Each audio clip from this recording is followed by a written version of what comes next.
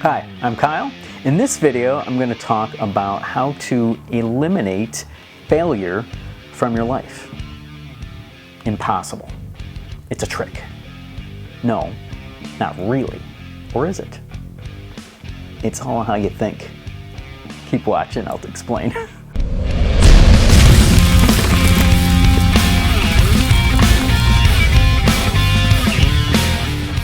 So let's see, I'm going to look up failure, the definition of failure on my phone here. So on the Merriam-Webster dictionary, the first definition of failure is omission of occurrence or performance, specifically a failing to perform a duty or expected action.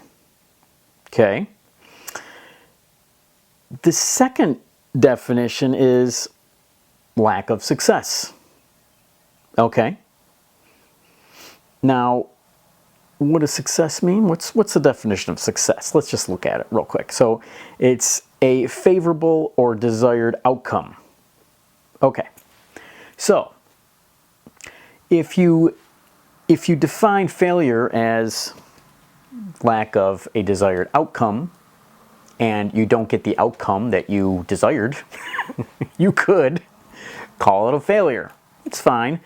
But is that empowering? Does it feel good? Is it motivating? To some people it might be.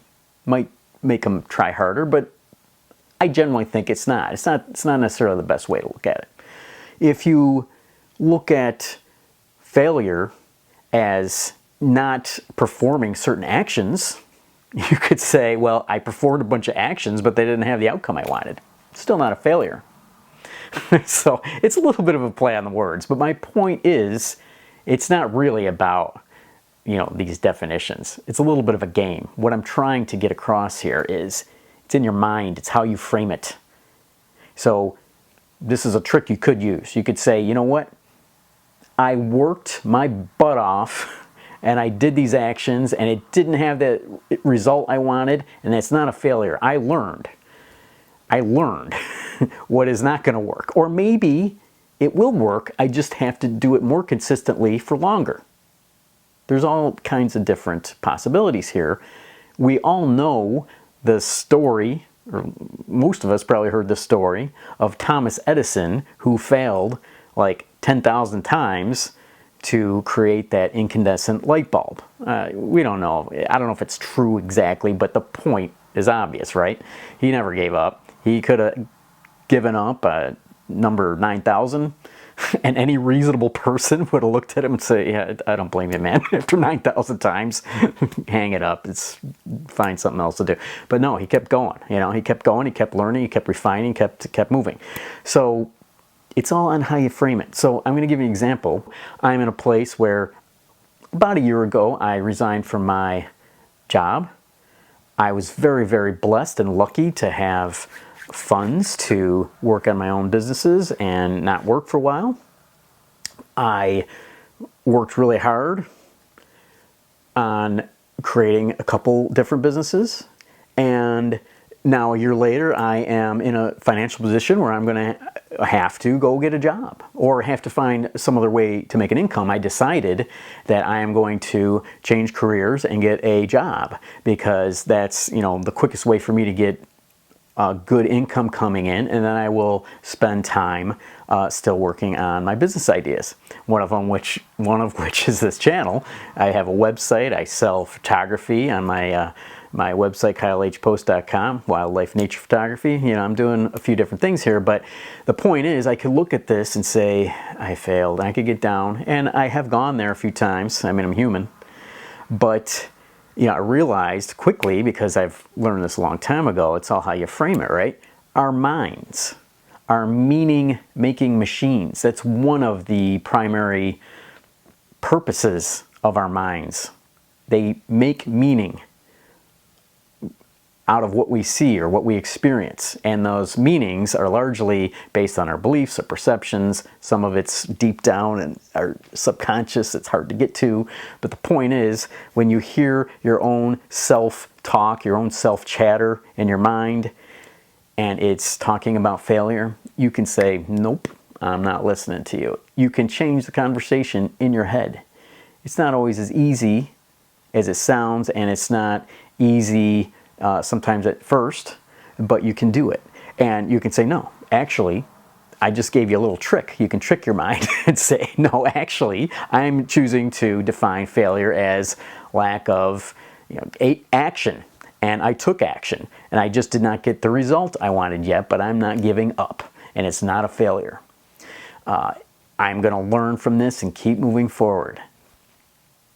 The other thing to keep in mind about failure and success is that it's never a failure until you call it a failure. It's never a failure until you give up, even if you define it as success, right? And if you take the long view, the long view, sometimes you're going to take a longer view than you originally hoped to have. But if you take the long view, you can view failure as really non-existent, and just success is you're on the road to success. It's just eluding you so far, and you're going to take everything you've learned and, just like Thomas Edison, keep tweaking, keep tweaking, keep tweaking, and until you are successful. And you might just have to take a longer range view on your path to success. It may be longer than you thought. It's okay. It happens to all of us. It happens to the best of us. So hopefully this can help you. If you're feeling like you failed or you're looking failure in the face, redefine what failure is. If you've defined it as failure to take action, you've done it. If you've taken action, you haven't failed. And then take the longer view. You just haven't attained success yet.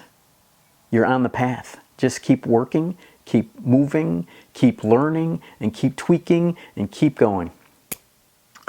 And there you go. If you have that frame of mind, really, failure will never really enter in your internal or external conversation. Even if you decide to abandon something, it will be because you chose to. I have a few failed businesses in the past. Again, I just said failed. It's quotes in quotes, failed.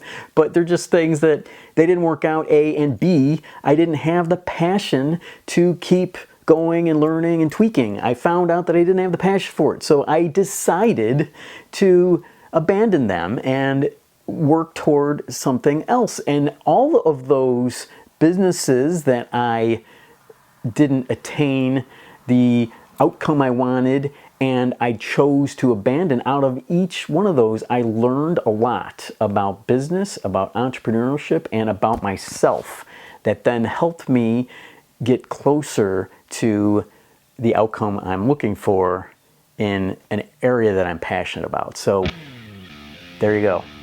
With that kind of change in thinking, you can also, like me, eliminate failure from your life.